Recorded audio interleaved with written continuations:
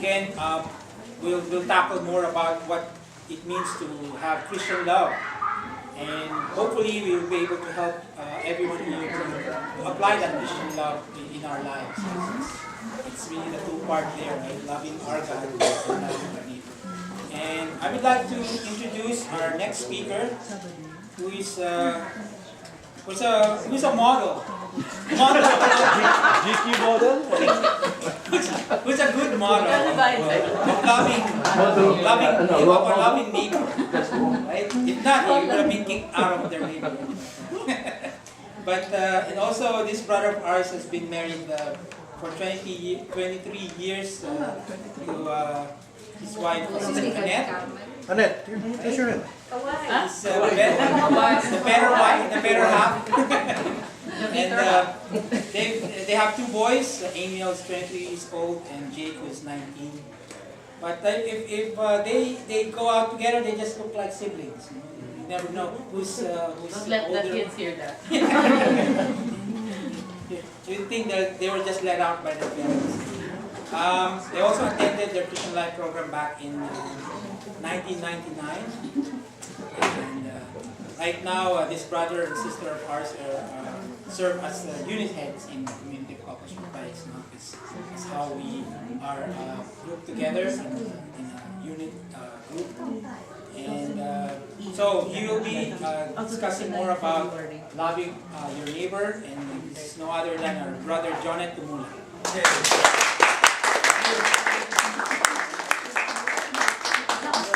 Married for 23 years. It's been a long time, right? Are you complaining?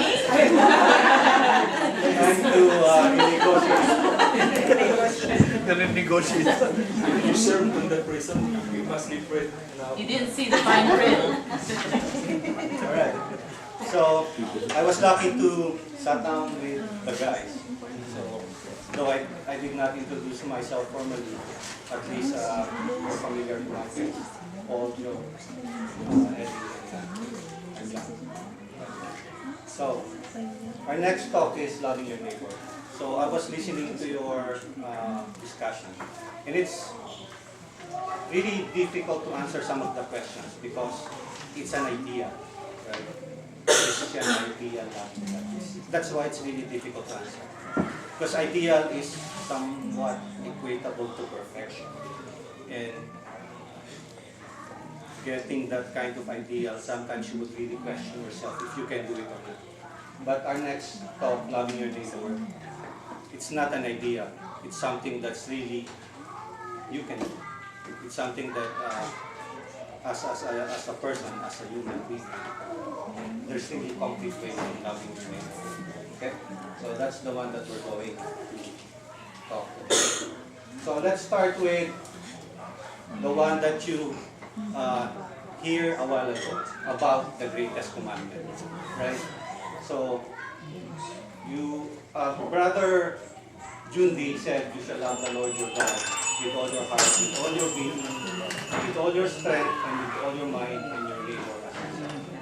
Right? Actually, this greatest commandment is part of a parable, the parable of the Good Samaritan. You probably are very well acquainted with that story. You've heard that in church a lot of times, right? The parable of the Good Samaritan. But let's try to dig in deeper to that parable, and probably you would get additional insights with that parable. So it actually started with that. There was a scholar of the law, and he asked Jesus what was written in the law about how you would get eternal life. And that was his answer, the greatest commandment. Love God with all your heart, being, strength, and mind. And then Jesus replied to him, you have answered correctly, do this, and you will live. Right? So what happens next? But because he wished to justify himself, he said to Jesus, who is my neighbor? So that's a big question. Who is our neighbor? Right? Even myself, I ask that question. Who is my neighbor? Like if I will love my neighbor, I need to know who is my neighbor? But I don't think that's the right question to ask. Later on, you would know that probably this is not the best question to ask. And this is the start of the parable of the Good Samaritan. When the person asked, or the scholar asked Jesus Christ, who is my neighbor, Jesus did not answer directly that I am your neighbor or this person is your neighbor. He answered with a parable. That's one good thing with Jesus Christ, right? Every time you ask him a question, sometimes he would not answer directly. He would always answer in parable. Why do you think it's that he would do that? Is it because he don't like to answer directly? Probably different person would take different answers on that parable. We don't know, right? But that's always the thing with Jesus Christ. He would always answer in parable. And let's start the Good Samaritan parable. So Jesus replied, a man fell victim to robbers as he went down from Jerusalem to Jericho. They stripped and beat him and went off leaving him half dead. Jerusalem to Jericho. A little sidebar. Jerusalem to Jericho is about 20 miles. So the top part is Jerusalem. Jericho is 825 feet below sea level. That terrain is very dangerous. They said it's there are a lot of places there where robbers can hide. And if you would be traveling 20 miles on foot from top to bottom, right, there's always a place where they know that you will pass by this part, and they would really wait for you. And in some of the reading, you will see that they also call that like a highway of blood or something because of too many people dying because of the robbers getting into you on that very time. So it's a long way. So let's go back to the parable. So you know that the first person who saw the guy was the priest, right? And the priest went to the other side. He doesn't want to be near the person, probably because of religious observance or something. The next person was a Levite. The Levite also did the same thing. He went to the other side, correct? He didn't go. Then the third person was a Samaritan. But a Samaritan traveler who came upon him was moved with compassion at the sight. If you're reading the Bible, you would see, okay, there's nothing much to be interpreted here. There's another person who was moved with compassion at the sight.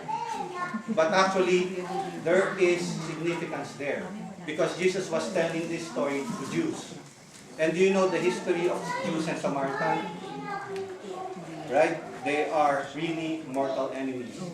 Right? Again, another sidebar, historical note. The Jews and Samaritans really hate each other for many generations. It's not just a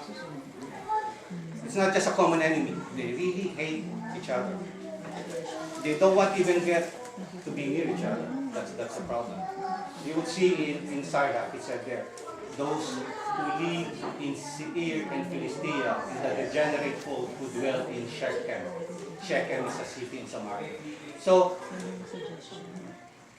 for the Jews, hearing that the Samaritan was the one who was good to the robber, the Jewish audience, to them that's a taboo. Like, no, it cannot be another. It cannot be a Samaritan. It should just be a Jew. But that's Jesus' story. It's a Samaritan. Now, what did the Samaritan did when he saw the person? He approached the victim. Okay? He poured oil and wine over his wounds.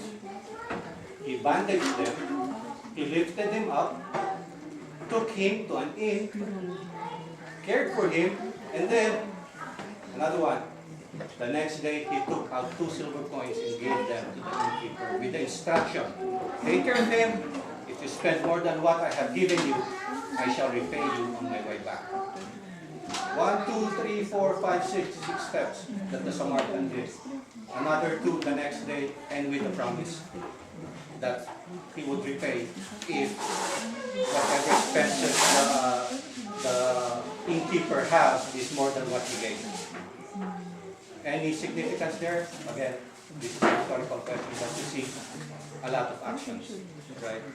So Jesus could have really probably, in his parable, he could just probably said, the Samaritan traveler took the guy and then that's it. He helped him and that's it. That's enough. But he put a lot of detail, approach, poured oil, bandage, lifted, took him in, cared for him. What does it mean? It means loving your neighbor needs action. Right? It needs action. And then what happens there? On the next verse, it says, which of these three, in your opinion, was neighbor to the robbers? Jesus asked that question. And then what did the guy said? I mean, the scholar said, the one who treated him with mercy. He didn't even say the Samaritan. He cannot say the word Samaritan. So he said, the one who treated him with mercy. And then Jesus said, go and do likewise. Go and do likewise. So it's not just an instruction to the scholar alone. It is also in a way an instruction to us. Go and do likewise. We have to go and do whatever is good to our neighbor. I mean, why is that?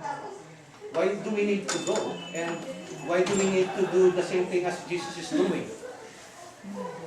Because loving one another is not an option, but it is a God's commandment. It's a new commandment, like the song that we're singing. A new commandment I give unto you. Love one another. Right? The one that, I don't know if Brother Jundi said, in Leviticus it says, love your neighbor as yourself. Right? But what if you don't love yourself? So it means, loving your neighbor as yourself will depend on yourself. Correct? How much you love yourself probably will be the same extent as you would love your neighbor. But with Jesus, His commandment is different. He said, I give you a new commandment, love one another. As I have loved you, you should also love one another. As I have loved you. As Jesus loved you, that's the way you should love your neighbor. This is a command. This I command you, love one another. This is my commandment. Love one another as I love you. So it mentions in John 13:34, John 15, John 15:12. This new commandment, as I love you. So it's different, right? He put the love in another level. Before it's just, okay, love your neighbor as yourself. Now this one, this is more difficult. Love one another as I love you. Now the next question you might ask, how much Jesus love you? Right? Another question. How much does Jesus love you?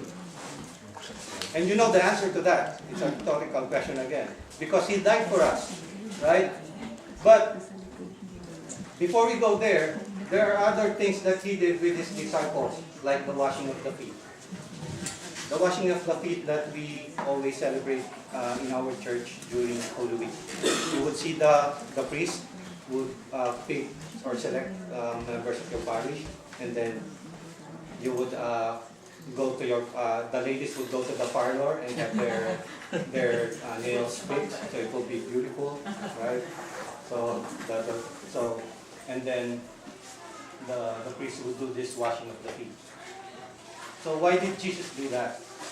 So again, in John 13:12-15.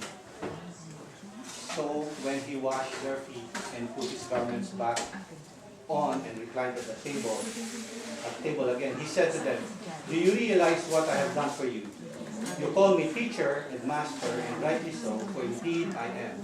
If I therefore, the master and teacher, have washed your feet, you ought to wash once another. I have given you a model to follow, so that as I have done for you, you should also do. The washing of the feet is significant because the people who wash the feet are the lowliest of servants. I think I read somewhere in Jewish, in that time, if you are a servant who wash the feet of other people, you are the lowest of low on the servant. So if a master can do this, okay, have this model to wash the feet of his disciples. He's asking us to do the same. It's difficult, right? So, but like I said, you might be thinking, I said it's practical, but this is not practical because I cannot wash strangers' feet from, let's say, outside. And I just do that. Probably not, but it's a model. At least biblically, it was Jesus who said that this is a model that we should follow. All right. Again, what I said earlier, how much does Jesus love us? What is the extent of his love? Obviously, he died for us. He bore our sin. He saved us. That's how much he loves us. So, the question is, can we love our neighbor till death? It's difficult, right? So, I guess I'm wrong when I said this is practical. Probably it's not. It's still difficult. So loving God as the ideal is difficult. Loving your neighbor would probably rank the same. It would be difficult too, because at this point probably we don't have the grace. I mean, to me, even I'm talking here, I can't honestly say to you that I can practice this 100%. There's always doubt in my mind that if I see a stranger, let's say 95, flagging me to stop because his car broke down, I would think twice before I really stop. I don't know. If I'm ready to do it. But Jesus loves us to that, so we have to do that. Our model for loving our neighbor is our Lord. In his letter to the Philippians, St. Paul described the love that Jesus has for us. So what Philippians is telling us, that have among yourself the same attitude that is also yours in Christ Jesus, who, though he was in the form of God, did not regard equality with God. Then on the last part, you see, he humbled himself, becoming obedient to death, even death on the cross. He emptied himself, taking the form of a slave, coming in human likeness. So that's how much Jesus loved us. First, he came down as a slave. He emptied himself, becoming human, then dying for us. That's how much he loves us, and that's how much we must love our neighbor. Probably this is more practical. Pope Benedict. God encountered us ever anew. I mean, you can read that later. One time I was reading the Bible. I don't read the Bible that much really, although in the CFC community we have to read it daily. We really have to pray daily. We have to read the Bible daily. Honestly, I mean, I confess to you, I don't read the Bible daily. I try, but it's a hit and miss as well. Because at the time, my problem is how can I see Jesus in other people? That's always my problem. Because everybody has prejudice, right? And I can't say I'm 100% non-judgmental. I cannot say that. Sometimes, if I see people doing things that I think is wrong in my opinion, I suddenly have my own judgment with that. But when I was praying, suddenly my insight was to always, how would I say it? In God's creation, okay, in God's creation, you will always see Jesus in there, or you will always see God in there. In everything that He created, not the things that man invented, like robots or something. Like probably you can see the majesty of the environment. If at that, let's say one time you go out, you will see the sun shining with gentle breeze. you would see the trees, you would see the birds. You would find the greatness of that creation. On winter, if the snow is not yet disturbed, you go out, you would see the magnificence of the landscape, right? You would see this is beautiful until the snow plow would disturb everything. But that's the thing. There's always goodness in every people. There's always Jesus in every people. And that's what Pope Benedict is also saying, that we should see everybody in the perspective of Jesus Christ. And then only if I serve my neighbor can my eyes be open to what God does for me and how much He loves. Actually, when you said, Joe, that you're serving with Vincent before, helping other people that needs help, spiritually, physically, food, probably clothes and everything, that's really a fantastic kind of work. Because in that, you really are practicing this concept, loving your neighbor. Now, for the rest, it doesn't really mean that if you're doing it just inside your family, that you're not loving your neighbor. Because your family is also your neighbor. In a way, they are your closest neighbor. And you need to actually do more for them first before you go outside. That doesn't mean that you won't go outside. What I'm saying is, if a family needs help, you really need to double check if you really can help those before saying no.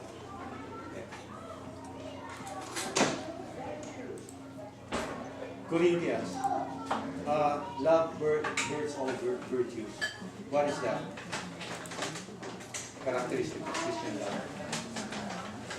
Characteristics of Christian love in 1 Corinthians 13:4-7. You know that love is patient, love is kind. I memorized this last night, actually. Because I woke up around 5:30, so it's just 6:30. It's already 6:30, right? So it's 5:30. So what will I do? It's too early. Oh, I'll memorize this verse.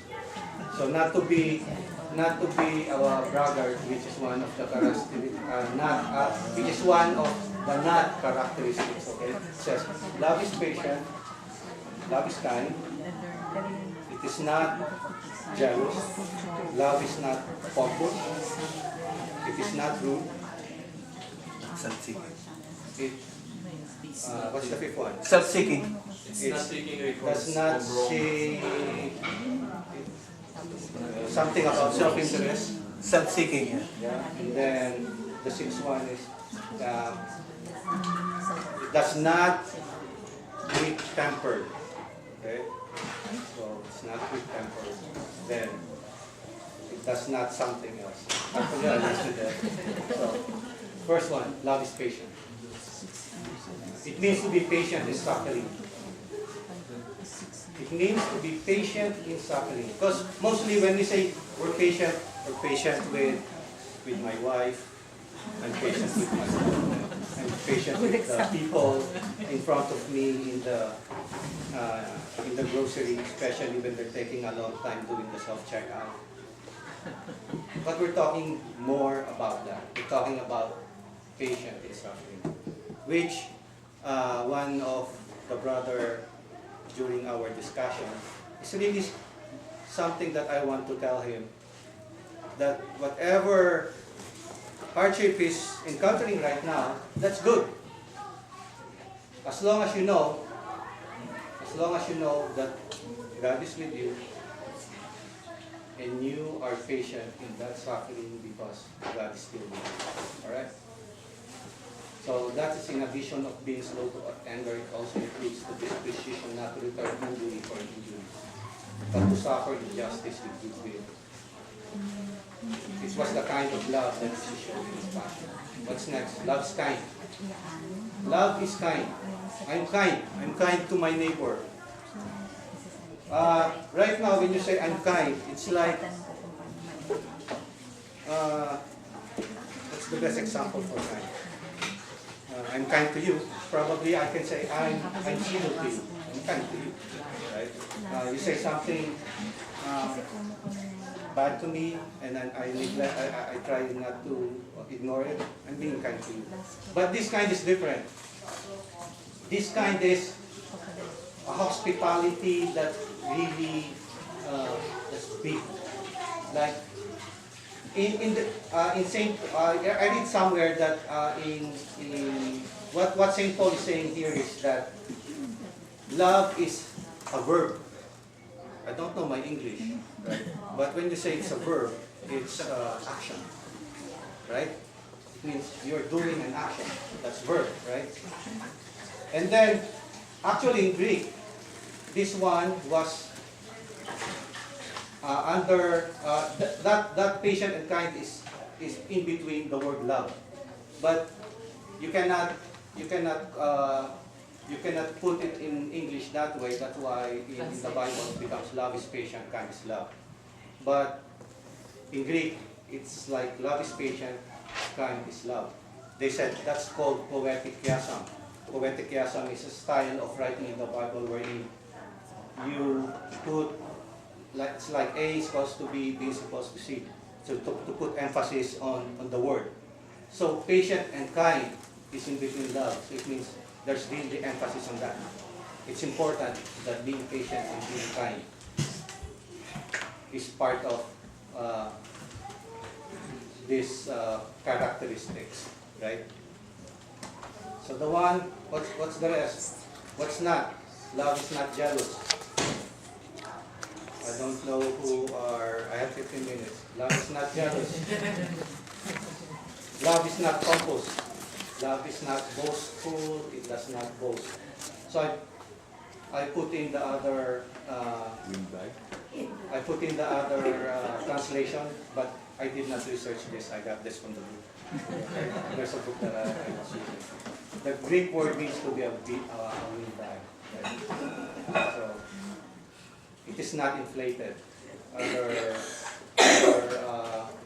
version, conceited, proud, arrogant. It is not rude. So it is tactful and considerate in fraternal relationship. It's never indecent, obscene, or disrespectful. Okay? That's important to me. Because sometimes love becomes very common, right? And it just becomes another word. But love, in the biblical sense, is really something, because in the Bible there's also a verse about three things remain: hope, faith, and love. But the greatest of this is love. And if we equate Jesus to love, then we can also say that these are the characteristics of Jesus Christ in a way, right? It does not seek its own interest, never seek its own advantage, does not insist on its own way. Love is not quick-tempered. For husband and wife, this is always a problem. Love is not quick-tempered, because we're so used to each other that if our spouse would say something that really bothers us, we just fly off the handle. I don't like what you're saying. Right? But it should not be quick-tempered. So if that happens to you, probably count to 10. And then, honey, what did you say again? Could you repeat what you said? Or count sheep so that you'll fall asleep. Then you'll be immortal. Love does not brood over injury, does not store up grievances. I don't want to say that the wives probably are the ones who keep on doing this, but I think so that women have a tendency to store grievances in their memory for so long that if you made a mistake, they would say, 5 years! 5 years ago you did this! Huh? Can't remember that. So, wives, okay, love does not brood over injury. Do not store grievances. Keep no records of wrong. If you love us, okay, it should be just like water from a feather, which should just flow. Okay. Love does not rejoice over wrongdoing, but rejoices with the truth. Love bears all things, believes all things, hopes all things, endures all things. So, like I said, most probably St. Paul wrote this because he knows that this is the characteristics of Jesus Christ, His love for us. And these are the things that we need to strive, right? Not the jealous, not the pompous, the not. Right? So, if we can repeat the word, this word, and say and replace it with the word I. Let's say, I am patient. Probably you could say it with me, I am patient. I am patient. I am kind. I am kind.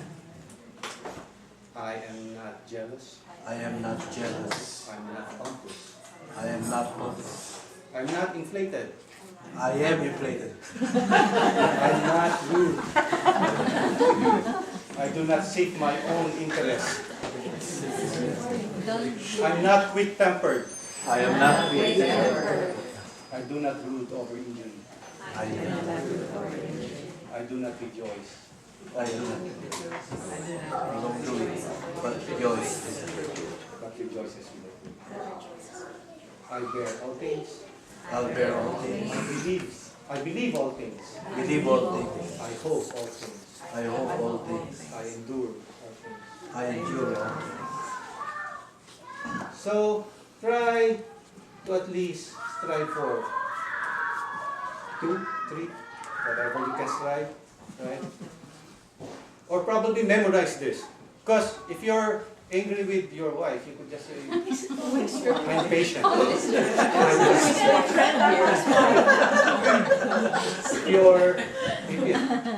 If your wife is jealous with you, you can say, then your wife could say, I'm not jealous. Right?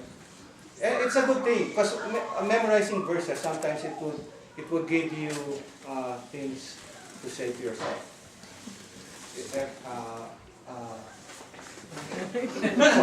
For those instances wherein you are really bothered. Okay? Remember, love is patient. That's the verse there is be patient in your suffering. We always suffer, right? There's always a time wherein we have a problem. And sometimes we ask ourselves, why me? But just be patient. Because God loves you. Now, to conclude this talk, right? Loving your neighbor. It should not be difficult. Honestly, it should not be difficult. Even St. Francis is telling us that showing your love to one another would be the greatest example of showing Jesus Christ's love. Because even Mother Teresa, that's her work, right? She never really put herself first. She's always outside, taking care of people. That's her goal in life. She died serving other people, and hopefully Saint Francis would rub with all the Catholic people and really do the things that he's doing as well. Saint Francis did not even try to live in the palace, right? He went somewhere where it's more low key, right? Because they said loving your neighbor or loving the people outside your normal how do you say this, comfort zone is something that we really need to think about. We really need to think about, even myself, even probably all of us.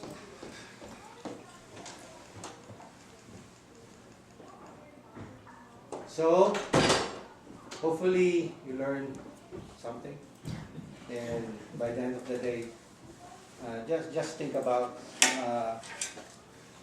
extending your love outside of your comfort zone.